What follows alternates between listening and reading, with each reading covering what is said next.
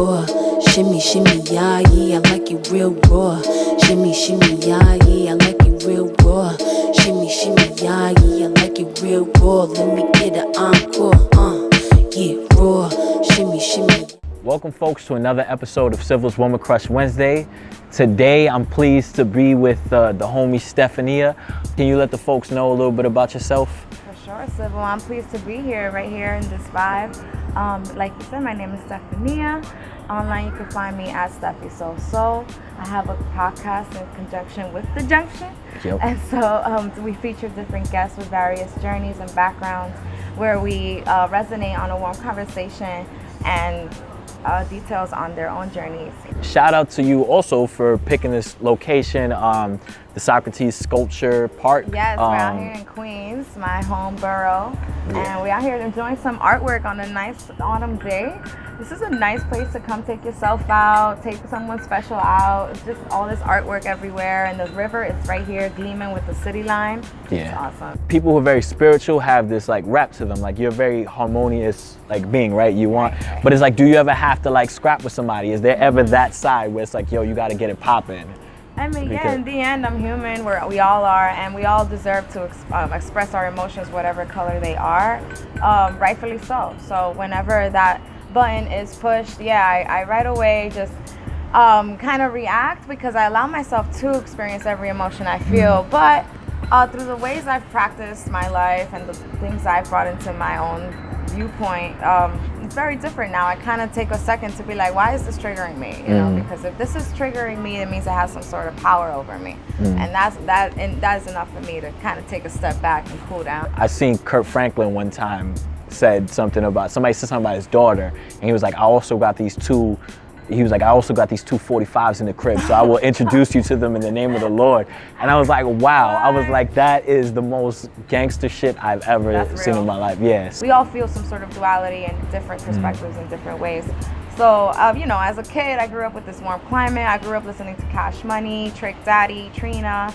And when I come over here back to Queens in my teens, I'm seeing Jay-Z everywhere. And I'm like, all right, cool, you know, and it's freezing. And, you know, I didn't even know what the ACs were because, you know, in Miami, all of the ACs are internal, you know. And so I was like, what is this? What are these things people hang out their windows? This is gonna fall and kill somebody. And then they're like, yo, that's an AC. I'm like, what?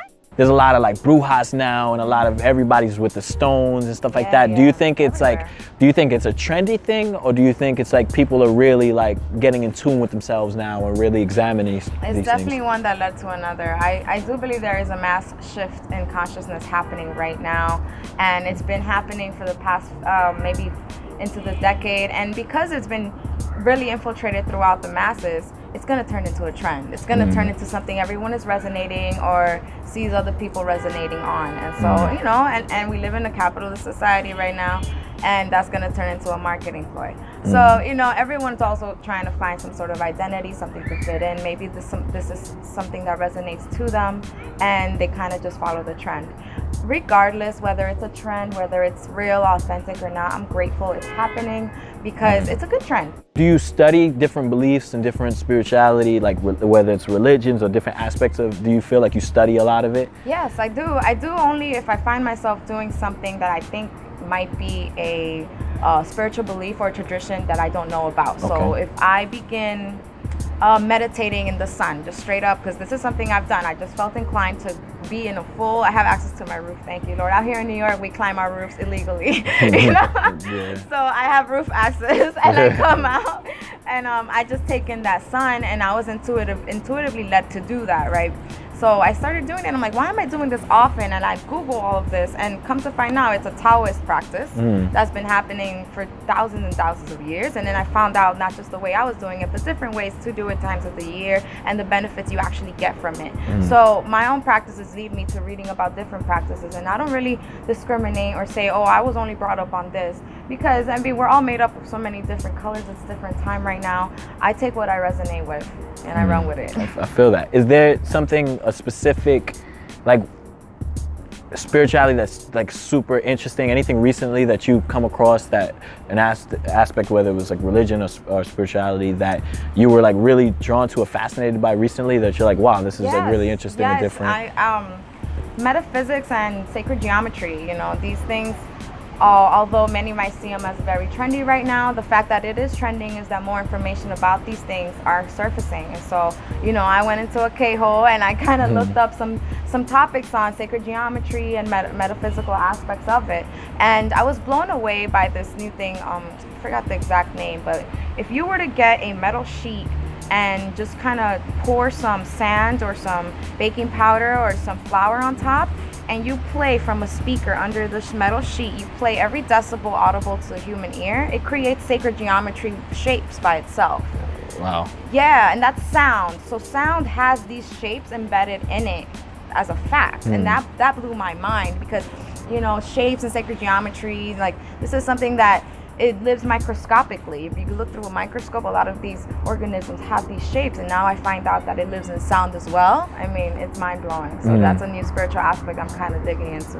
When it comes to like dating, do you come across like guys who like start like faking the funk and really my goodness. I'm a real deep brother, let's get our spirit inclined, I really feel your vibe and your essence, your aura is, bringing me to you. Oh my gosh, all the time. And I have a lot of compassion for people like that in general. It shows that they're trying their best and what they think is their best move. And so, but I spotted a mile away, Okay. And I'm like, if you only knew this isn't even what I'm looking for, or not really looking, but this ain't what I want, I'm not really into, even if you are someone who speaks on these type of topics and you're well-rounded, that's great, I am. But that's not something that I'm like, oh, you gotta be this type of dude. You gotta know, the story of the pyramids. You gotta know what the Star of David looks like. No, you gotta meditate X amount of times. Not at all. That's actually not what I go off energy, 100%. So anyone trying to shoot that shot, that is just gonna whoop right off. How do you get by in New York? Like, because everyone's like, you get on the train, somebody ready to curse you out or something. Like, so it's literally how you said it, get by is the term. Because I was talking to my homegirl the other day, telling her, New York City is literally an obstacle course. You gotta run upstairs, you gotta catch that bus, you gotta swipe a MetroCard, you gotta go through crowds, you gotta like run through the street, make that light, even on a car you drive, you gotta watch those potholes. It's all like this big old obstacle course that you're constantly on. And that's just physically. On an energy level, is that on 100 because it's energy now. So getting by in New York is something that us New Yorkers have to learn to do innately in our own customized style. For me, what works for me is nature. And diving into myself, diving into moments of mindfulness, and taking advantage of the sights and sounds that New York does have to offer, other than the ones you find in the busy street. There's a lot of art in New York, like I mentioned. There's a lot of libraries, so going into that mindfulness and taking that extra step, it's really effective. I hit the parks a lot because I bike a lot.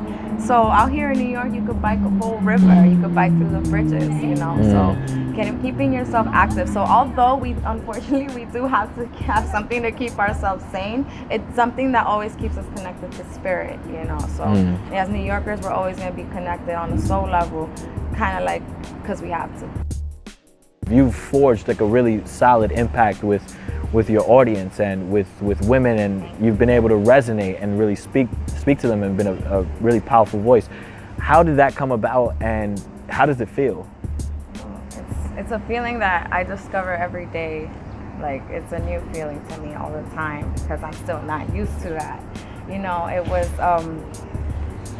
It kind of has grown exponentially, especially within the last year or so, when one of my videos went very viral and now stands at over 8 million views. I still can't believe 8 million people have heard my voice. Like, that alone is mind-blowing. Like, 8 million people know what I sound like. So I'm still trying to get past that, but yes, having all kinds of women reach out to me from different walks of life, and even many of which have come from different traumas. I've had women that unfortunately have had to undergone sex trafficking, and then I also have women that talk to me about divorce, so a lot of ends of the spectrums I get approached with, and every single one I just take in full gratitude, because I take it as if the Lord Creator has put me in at that moment in that reality, is because I'm there for a reason. It's never by accident. And so it's something, I see it more of a in the moment thing, but when I do kind of step back and look at the whole big picture, I feel very purposeful and very confident that I open myself up to be a vessel to be used at any time that anyone needs to hear. And if someone will listen to me, but they won't listen to their own higher selves, like may I be used, So I open myself up 100%. So, so what's next? Like, what are you kind of working on? What do you see yourself doing in the future and, and the near future and stuff? Well, right now I'm focused on social radio for sure. It's the way that it has been growing and the potential that it keeps reaching and reaching. It's just my focus is right there.